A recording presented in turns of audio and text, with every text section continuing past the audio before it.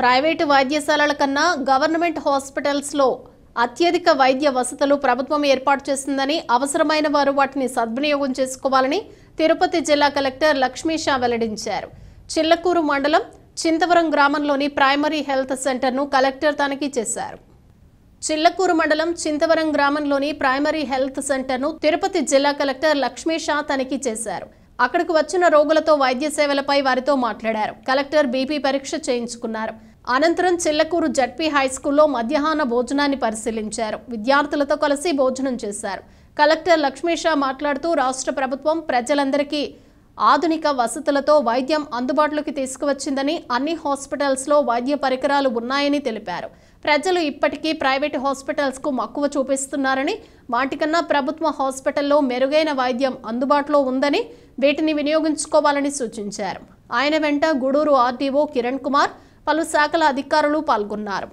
Division Chilakuru మండలం Chintavaram PHC inspection చేయడం జరిగింది. ఇక్కడ ఉన్న ఫెసిలిటీస్ ఎలా ఉన్నాయి, ఇక్కడ పేషెంట్స్కి అవి అందుబాటులో ఉన్నాయా, డాక్టర్స్ ఉన్నారని చూడడం జరిగింది. ఇది కొత్తగా ఇనాగ్రేషన్ అయిన పిహెచ్సి. ఇక్కడ చూస్తే అన్ని సదుపాయాలు చాలా చక్కగా ఉన్నాయి. సో కొత్త ఎక్విప్మెంట్స్తో పాటు అది బయోకెమికల్ అనాలిసిస్ అయితే ఏంటి, హిమోగ్లోబిన్, అలాగే హిమటాలజీ అనలైజర్స్ అయితే ఏంటి, అలాగే ఫార్మాసిటికల్ అయితే ఇది, ఫ్రీజర్స్, అలాగే లేబర్ ఇవన్నీ చాలా చక్కగా ఉన్నాయి. సో రాష్ట్ర ప్రభుత్వం ఉద్దేశంలో కూడా అదే, ప్రతి దగ్గర ప్రతి గ్రామంలో ఉన్న పిహెచ్సి అయితే ఉన్నాయో సో అక్కడ అన్ని సాచురేషన్ మోడ్గా ఫెసిలిటీస్ ఉండాలి. సో అక్కడ ఆ పరిధిలో ఉన్న ఈవెన్ సబ్ సెంటర్లో కూడా, అలాగే విలేజ్ హెల్త్ క్లినిక్స్ అయితే ఉన్నాయో అక్కడ కూడా ప్రజలకి వైద్య ఆరోగ్య సేవలు అందుబాటులో ఉండాలని, ఈవెన్ ఆరోగ్య సురక్ష, అలాగే ఆరోగ్య సురక్ష రౌండ్ 2 కూడా చేయడం జరుగుతూ ఉంది. సో పబ్లిక్కి నా విన్నపం ఏంటంటే, ఇంత మంచి ఫెసిలిటీ ప్రభుత్వం అన్ని గ్రామాల్లో అన్ని పిహెచ్సిలో అందుబాటులో తీసుకురావడం జరిగింది. దయచేసి ఒకసారి విజిట్ చేయండి, చేసి చూడండి. ఇంత చక్కగా ఉన్న ఫెసిలిటీస్ నార్మలీ కొన్ని చోట్ల ప్రైవేట్ హాస్పిటల్ కూడా ఇటువంటి ఉండవు. సో మన గవర్నమెంట్ హాస్పిటల్ కూడా ఇప్పుడు ప్రైవేట్ హాస్పిటల్ ఎక్కడ తక్కువ లేదు. అక్కడికన్నా మిన్నగానే ఇంకా ఇక్కడ ఫెసిలిటీస్ కానీ, ఇన్ఫ్రాస్ట్రక్చర్ కానీ, ఇక్కడ ఉన్న సేవలు కానీ, ఇక్కడ ఉన్న వైద్యాధికారులు కానీ పనిచేస్తున్నారు కాబట్టి ప్రతి ఒక్కరి సేవలను ఉపయోగించుకోవాలి. సో ఈ మధ్య నేను నిన్నే ఒక మెటర్నిటీ డెత్ రివ్యూ చేసి ఉన్నాను. అంటే హాస్పిటల్కి వెళ్ళిపోయి ఆ తల్లి చనిపోయింది. సో అది యాక్చువల్లీ ప్రైవేట్ హాస్పిటల్లో జరిగింది. అందుకే ఈరోజు మన హాస్పిటల్ ఎలా ఉన్నాయి చూడడం వస్తే మనం బాగున్నాయి. వాళ్ళతో కూడా మాట్లాడితే వాళ్ళు ఏమంటున్నారంటే, డాక్టర్స్ గవర్నమెంట్ హాస్పిటల్లో చెప్పారు సార్, అయినా మనం ప్రైవేట్కి వెళ్ళామంటున్నారు. సో ఇటువంటి ఇగ్నరెన్స్ దయచేసి తగ్గించాలి. సో మనం చేసే చిన్న పొరపాటు వల్ల ఒక ప్రాణాలు పోతున్నాయి. మన జిల్లాలో అట్లీస్ట్ ఇటువంటి మన ప్రెగ్నెంట్ లేడీస్ చనిపోవడము, ఈ మెటర్నిటీ డెత్ అవ్వడం మనం అరగట్టాలంటే దయచేసి పబ్లిక్ అవేర్నెస్ తీసుకోవాలి. ఇంత మంచి ఫెసిలిటీస్ మన ప్రభుత్వ ఆసుపత్రిలోనే ఉన్నాయి, వచ్చి అందరూ ఉపయోగించుకోవాలి. మీకు ఏమైనా డౌట్ ఉంటే ఇక్కడ ఉన్న వైద్యాధికారులు ఉన్నారు. సో ఇక్కడ మనకు స్థానిక ప్రజాప్రతినిధులు ఉన్నారు, అలాగే మన రెవెన్యూ స్టాఫ్ అందరూ ఉంటారు. మీరు అడిగితే ఎవరైనా చెప్తారు. అలాగే మీ సచివాలయ పరిధిలో అంగన్వాడీ ఏఎన్ఎం ఉంటారు, అంగన్వాడీ కార్యకర్తలు ఉంటారు, అలాగే ఆశా వర్కర్స్ ఉంటారు, వాళ్ళని కూడా అడగండి. సో ఫెసిలిటీస్, హెల్త్ ఫెసిలిటీస్ అయితే మన ఆంధ్రప్రదేశ్ రాష్ట్రంలో ఇప్పుడు చాలా చక్కగా ఉన్నాయి, చాలా హై స్టాండర్డ్ కూడా ఉన్నాయి. సో అవన్నీ ప్రతి ఒక్కరు ఉపయోగించుకోవాలని కోరుకుంటున్నాను. ఈ పిహెచ్లో చూస్తే అన్ని ఫెసిలిటీస్ చాలా హై క్లాస్ ఫెసిలిటీస్గా ఉన్నాయి. సో ప్రతి ఒక్కరు దీనికి ఉపయోగించుకోవాలి. మీడియా మిత్రుల ద్వారా కూడా ఈ మెసేజ్ అందరికీ వెళ్ళాలని సందర్భంగా కోరుకుంటున్నాను.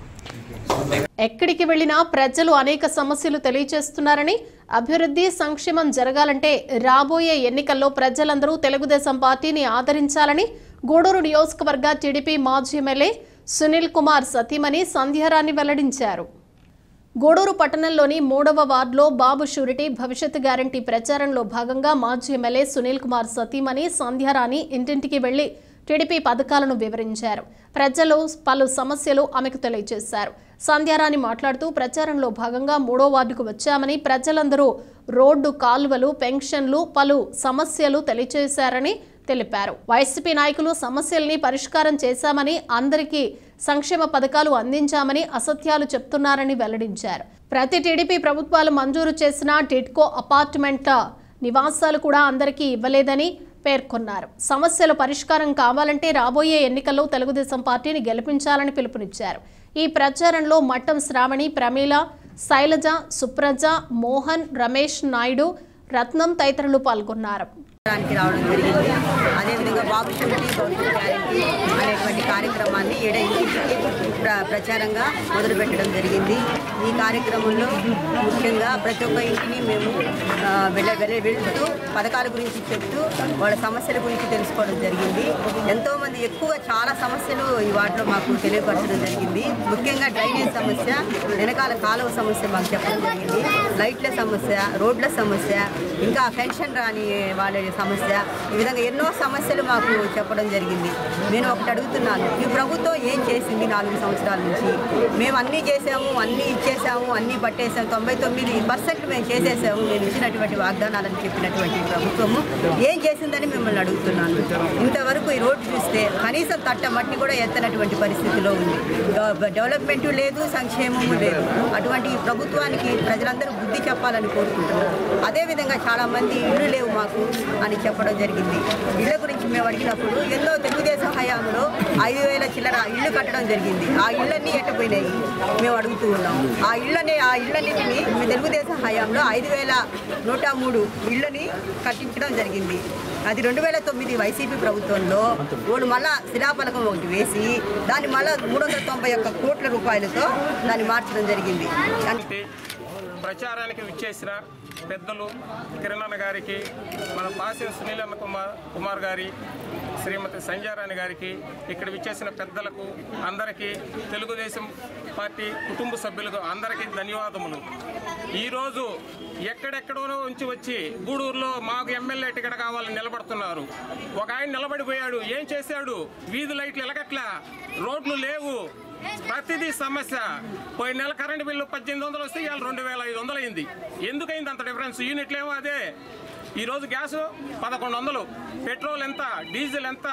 ఇటువంటి సమస్యల మీద పోరాడాలి. ముఖ్యంగా ఇక్కడ ఈ సాధుపేటలో బ్యాక్ సైడ్ డ్రైనేజీ ప్రాబ్లం ఉంది. ఇక్కడ ఉన్న ప్రజలు కూడా వివరించారు ఈ డ్రైనేజీ సమస్య, ప్లస్ రోడ్డు గుంటలు తవ్వేశారు. ఈ రోడ్డుని మేము తెలుగుదేశం పార్టీ అధికారంలోకి వచ్చినాక మన సునీలన్నని ఇక్కడ తీసుకొని వచ్చి ఈ రోడ్లు ఇవన్నీ సమస్యలు పరిష్కరిస్తామని తెలియజేస్తూ మీరందరూ సైకిల్ గుర్తుకు ఓటు వేసి అఖండ మెజారిటీతో గెలిపించాలని కోరుకుంటున్నాం. మనం గత ప్రభుత్వం చూసుకుంటే ఏం ప్రభుత్వం అంటే దొంగ ప్రభుత్వం, రౌడీజం ప్రభుత్వం. ఇలాంటి ప్రభుత్వంలో మనం నిలబడున్నామంటే సిగ్గుచేటు. మళ్ళీ ఇలాంటి ప్రభుత్వం వస్తే మన ఆస్తులు అమ్ముకొని ఈ రాష్ట్రం వదిలి వెళ్ళిపోవాలా? దయచేసి ఒకటే అడుగుతున్నాను, ఉమ్మడి జిల్లాని ఎక్కడో తిరుపతిలో కలిపారు. అది ఎవరు కలిపింది, ఎందుకు కలిపింది తెలుసా? అది రౌడీజంగా మార్చడానికి. అందుకే దయచేసి ఒకటే అడుగుతున్నాము, 1వ వార్డు నుంచి 3వ వార్డు దాకా ఈరోజు మన సునీల్ అన్న గారి సతీమణి గారు ప్రతి డోర్ టు డోర్ తిరుగుతున్నారు. అదేవిధంగా గతంలో టీడీపీ హయాంలో రోడ్డు కానీ ఈ స్తంభాలు కానీ, స్తంభం ఇక్కడే ఉండింది, కావాలని చూసుకుంటే లాస్ట్ స్తంభం మాకు కావాలని చెప్పి మేము అడిగితే మన మోహన్ అన్న గారి ఆధ్వర్యంలో అప్పుడు ఆయన వార్డు కౌన్సిలర్గా ఉన్నారు. ఆ తరంలో మాకు ఇక్కడ పోల్గడ వేయించడం జరిగింది. అది అయిపోయిన తర్వాత ప్రతి ఇంటికి ఈ వార్డులో చూస్తే సాయంత్రం కరెక్ట్గా 7 అయితే ప్రతి లైట్ కానీ ఫ్యాన్ కానీ కాలిపోవడం జరుగుతుంది. ఎందుకంటే ఇక్కడ ట్రాన్స్ఫార్మర్ లేదు. ఇక్కడ దగ్గర 350 ఇల్లులు ఉన్నాయి. ప్రతి ఇంటికి కరెంటు ప్రాబ్లము, వాటర్ ప్రాబ్లము. రెండోది వచ్చి గ్యాస్ మనకు చాలా తక్కువ రేటుకు వస్తుంది. కానీ అలాంటి గ్యాస్ ఈరోజు 1100 చేసేసి ఈ విధంగా ఓటు హక్కు కలిగిన ప్రతి ఒక్కరూ నిర్భయంగా తమ ఓటు హక్కు వినియోగించుకోవాలని బుధవారం నూతనంగా బాధ్యతలు చేపట్టిన మనుబోలు మండల తహసీల్దార్ కె చిరంజీవి తెలిపారు. ఎన్నికల నియమావళి అనుగుణంగా ప్రకాశం జిల్లా కలెక్టరేట్లో ఏవోగా విధులు నిర్వహిస్తున్న ఆయన మనుబోలు మండల తహసీల్దార్గా బుధవారం బాధ్యతలు చేపట్టారు. ఈ సందర్భంగా ఆయన మాట్లాడుతూ రైతులు, ప్రజలు న్యాయపరమైన తమ సమస్యలను పరిష్కరించుకునేందుకు నేరుగా తనను కలవచ్చని తెలియజేశారు.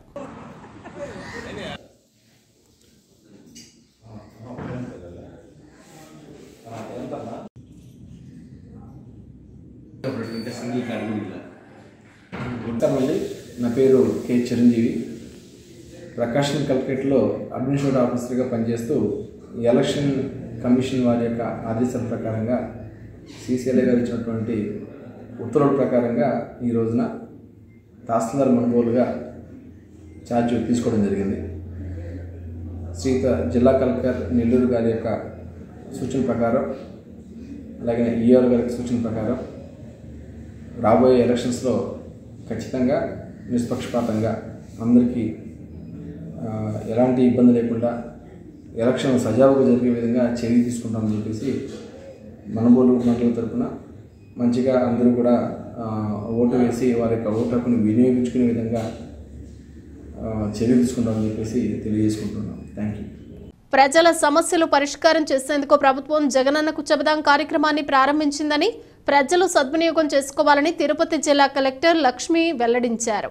చిల్లకూరులోని ఎంపీడీఓ కార్యాలయం వద్ద జరిగిన జగనన్నకు చెబుదాం కార్యక్రమంలో కలెక్టర్ పాల్గొన్నారు. చిల్లకూరులోని మండల పరిషత్ కార్యాలయ ఆవరణలో మండల స్థాయి జగనన్నకు చెబుదాం కార్యక్రమం నిర్వహించారు. తిరుపతి జిల్లా కలెక్టర్ లక్ష్మీషా పాల్గొని ప్రజల నుండి అర్జీలు స్వీకరించి సమస్యలు అడిగి తెలుసుకున్నారు. సమస్యలు పరిష్కరించాలని సంబంధిత అధికారులను ఆదేశించారు. కలెక్టర్ మాట్లాడుతూ ప్రభుత్వం ప్రజల సమస్యల పరిష్కారం కొరకు జగనన్నకు చెబుదాం కార్యక్రమాన్ని ప్రవేశపెట్టడం జరిగిందని, నిబంధనల మేరకు త్వరితగతిన సమస్యలను పరిష్కారం అయ్యేలా చర్యలు తీసుకుంటున్నామని తెలిపారు. అర్హులై ఉండి సంక్షేమ పథకాలు రాని వారు ఉంటే జగనన్నకు చెబుదాం కార్యక్రమంలో తెలియచేయాలని సూచించారు. ఈ కార్యక్రమంలో RDO Kiran Kumar, MRO, MPDO, పలు శాఖల అధికారులు పాల్గొన్నారు. అధికారులు వస్తారు, పబ్లిక్ వచ్చి మీకేమైనా సమస్యలు పెట్టున్నారు దాన్ని ఇప్పుడు ఆర్డీఓ నా తరఫు నుంచి ఉంటూ కంప్లీట్ తీసుకుంటారు. ఇప్పుడు ప్రతి ఒక్కరు ఉండి వాళ్ళ సమస్యలు పరిష్కారానికి ఏమేమి దానికి సమాధానం ఇవ్వచ్చో లేదా ఏమి యాక్షన్ తీసుకోవచ్చు దాన్ని సజెస్ట్ చేసాం ఇప్పటివరకు కొన్ని, ఇంకా మిగిలిన కూడా చేస్తారు. ఎక్కడైతే పాలసీనే లేదు అటువంటి దానికైతే మేము పాలసీ చేయలేము, దాని ప్రకారం గవర్నమెంట్ తెలియజేస్తాము. ఏదైతే మన చేతిలో ఉంటాయో ల్యాండ్ డిస్ప్యూట్స్ కావచ్చు, లేదా శాంక్షన్ వచ్చింది ఆగిపోయింది, లేదా ఇప్పుడే లాంకా ల్యాండ్ గురించి చెప్పారు, ఇన్ని సంవత్సరం చేస్తున్నాము ఏమీ ఆధారం లేదు, ఇటువంటిది మాత్రం కంపల్సరీగా జిల్లా స్థాయిలో ఉంటుంది. దీన్ని ఈ స్థాయిలో పరిష్కరిస్తాము. ఈ జేకేసీ ఇంకా ప్రజలకు అందరికీ తెలియాలి. ప్రతి ఊర్లో ఈ కార్యక్రమం జరుగుతుంది. వచ్చి ప్రతి ఒక్కరు అధికారులతో నేరుగా మాట్లాడి ఈ సమస్యలు పరిష్కరించడానికి ఈ విధంగా వాడుకోవాలని కోరుకుంటున్నాను. Thank you. ఎన్ఆర్ఐ సుజనేష్ ప్రోత్సాహంతో పేటేటి శ్రీనివాసులు మరియు పేటేటి ప్రకాష్ల ఆధ్వర్యంలో తెలుగుదేశం పార్టీలో 300 మంది సభ్యత్వాలు తీసుకోవటం శుభ పరిణామమని గూడూరు అసెంబ్లీ నియోజకవర్గ టీడీపీ మాజీ ఎమ్మెల్యే పాసం సునీల్ కుమార్ అన్నారు. గూడూరు పట్టణంలోని తెలుగుదేశం పార్టీ కార్యాలయంలో పట్టణ పరిధిలోని 18 మరియు 19వ వార్డులకు చెందిన సుమారు 300 మంది తెలుగుదేశం పార్టీలో చేరారు.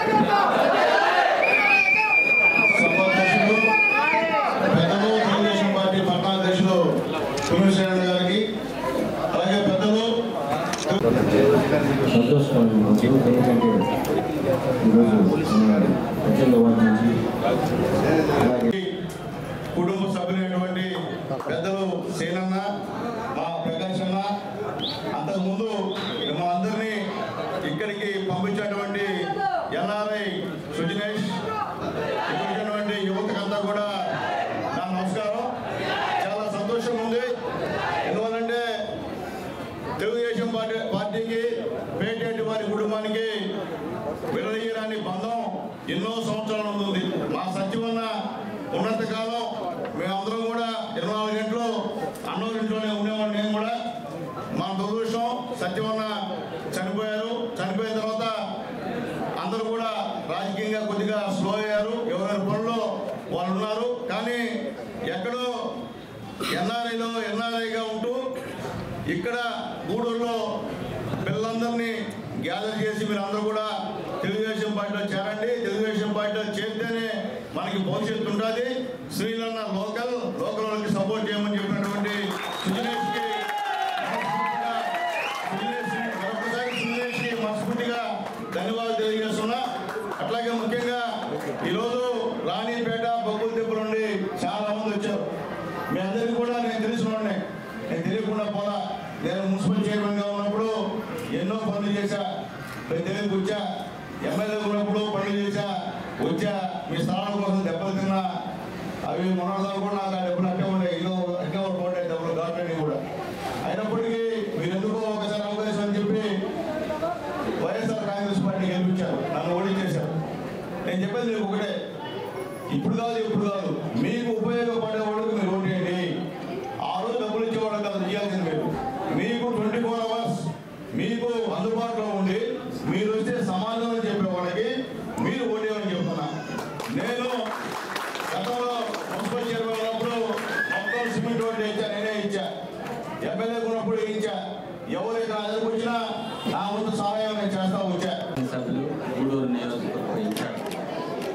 పాసిం సునీల్ కుమార్ గారి ఆధ్వర్యంలో ఈ సమావేశాన్ని ఏర్పాటు చేయడం జరిగింది. 2024లో తెలుగుదేశం పార్టీ జనసేన సంయుక్త అభ్యర్థిగా పాసిం సునీల్ కుమార్ గారు ఎన్నికల్లో పోటీ చేయబోతున్నారు.